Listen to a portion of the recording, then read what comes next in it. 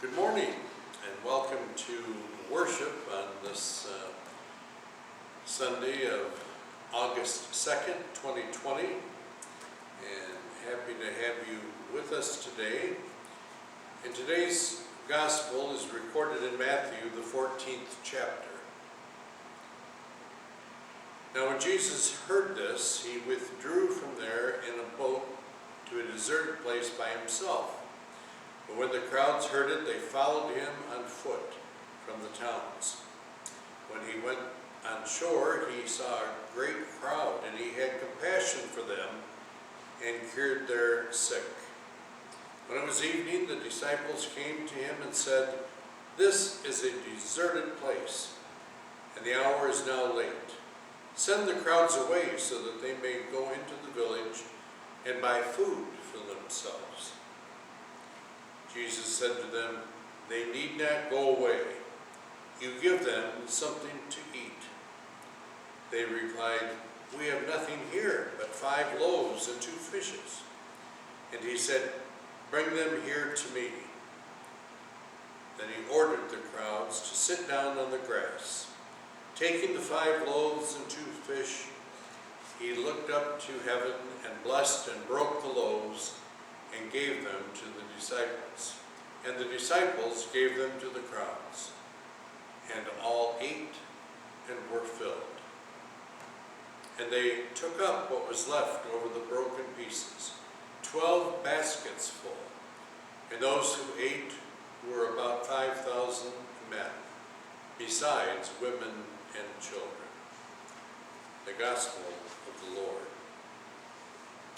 Well, today's story of the loaves and the fishes risks portraying Jesus as a Harry Potter-type magic, God-filled figure, waving his hand like a stage magician and causing the mysterious multiplication of physical entities like loaves of bread and actual fishes.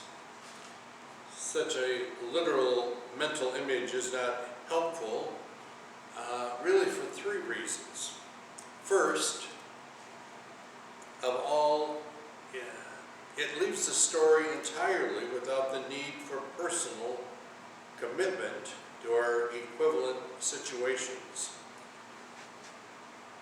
If meeting such a need, in this case feeding the hungry, was only to be accomplished by a level of deep, godlike knowledge, and even then only if it is applied in terms of what a visitor to this site once termed as operating beyond the job description of one's personal pay grade, then I think we can only wonder and have no reason to expect any possibility that we too might be called for similar situations.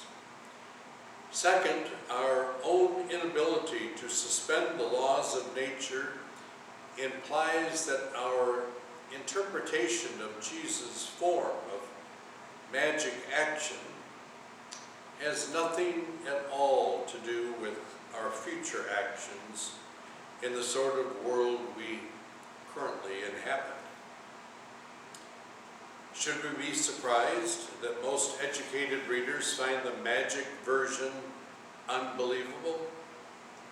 Loaves and fishes taken from a boy's lunch don't just multiply by themselves, at least not outside fairy tales. But if we forget ourselves for a moment and start to look a little further, I wonder what we might see. This brings us to the third and often overlooked feature of this parable, being Jesus' focus on the needs of the crowd. This focus lifts the people in the crowd to become those who matter. So let's look again. So here we meet Jesus out for a walk, and all those curious people coming along too, to gawk. People, lots of people. Pre-COVID city dwellers in a typical downtown could relate well to crowded spaces. To see them as a crowd, that is the easy bit. To notice their eyes, their aches and pains, to see them as persons, now that is unusual. Yet with this particular crowd, Jesus does something totally unexpected. And I'm not talking about multiplying loaves and fishes. No, what Jesus does is every bit as strange. He notices that they are hungry. If you look at Jesus' encounters with different people, this is his standard trick, so to speak. The approach that sets him apart. The people see a mean tax collector. Jesus looks closer and sees someone worthy of a name, Zacchaeus. And what's more, an unhappy person. In another place, the people see an untouchable leper.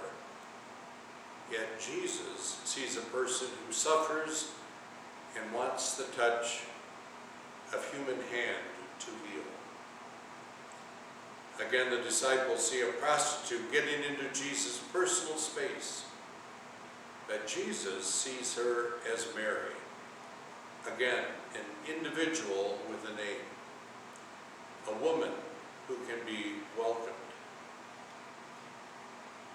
One lesson we might all have done, well, to learn, is that kindness often finishes up by rewarding self-interest. One iconic consequence of the current pandemic is that it turns out that noticing, then acting in a timely fashion to address needs of those around us would have been acting in the best interest of all. The fact is that some poor parts of some wealthy societies and even some entire populations have turned out to have been overwhelmed by coronavirus.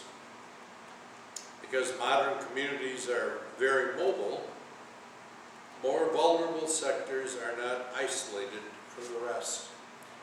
And as the health experts remind us, COVID-19 is an equal opportunity spreader. In the United States, for example, a warning sign of hotspots is a marked difference in deaths among poor communities compared with their wealthier counterparts. Overcrowding, inadequate medical assistance, and underlying untreated medical conditions then assist outbreaks of disease, which in turn spreads the risk to neighboring wealthy communities, as well as making travel problematic for all. With the wisdom of hindsight, we can see that appropriate investment into poor communities would have been likely to have improved the outcomes. May I suggest that rather than argue over how Jesus achieved the feeding of the crowds that day, it might be more relevant to glance in the direction of today's crowds of hungry and desperate people, and ask the question about how we, you and I, might respond.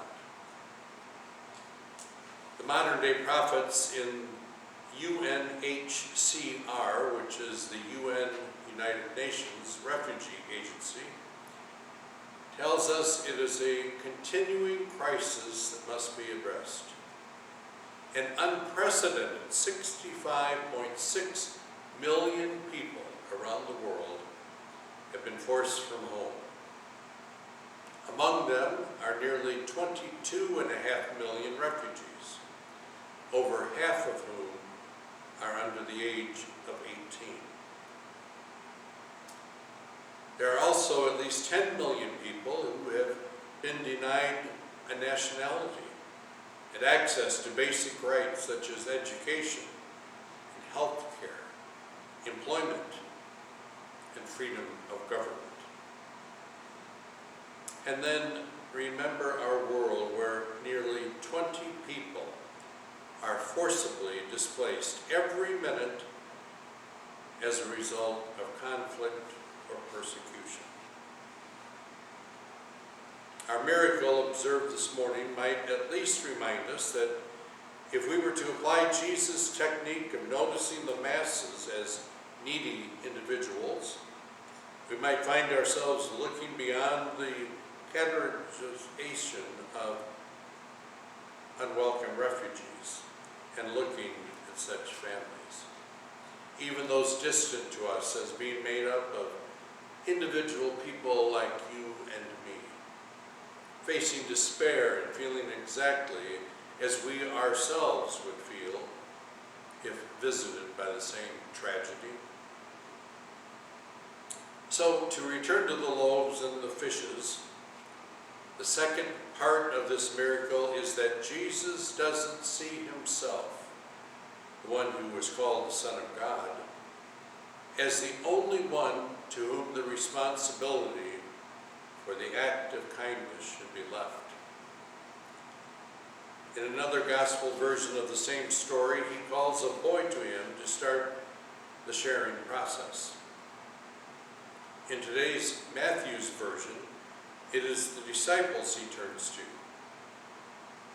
And this works in an unexpected way.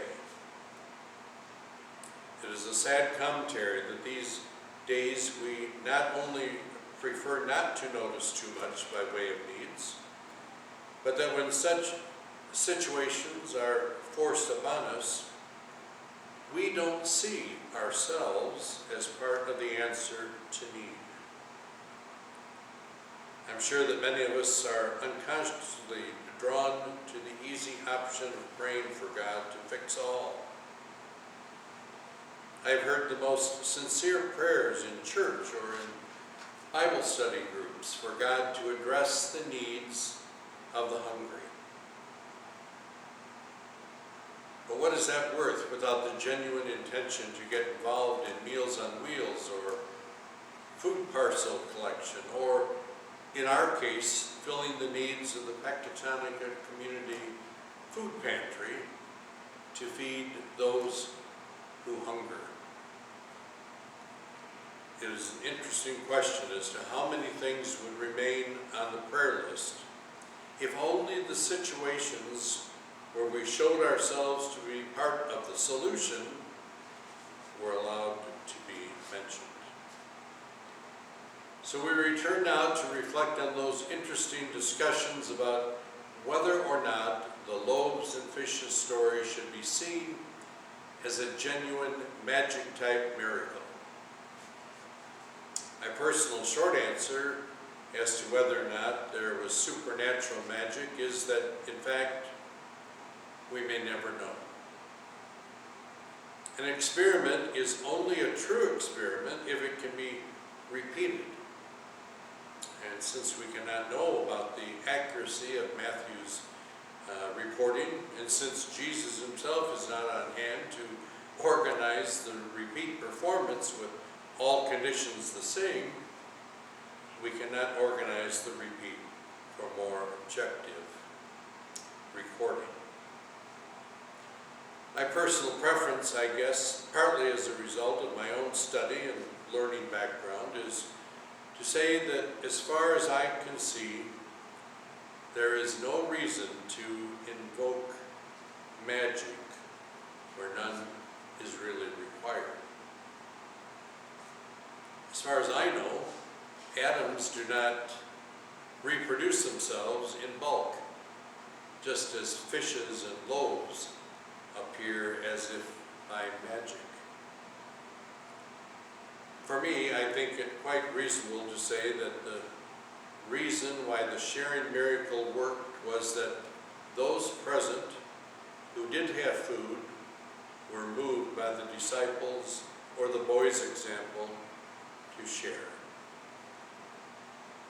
people shared.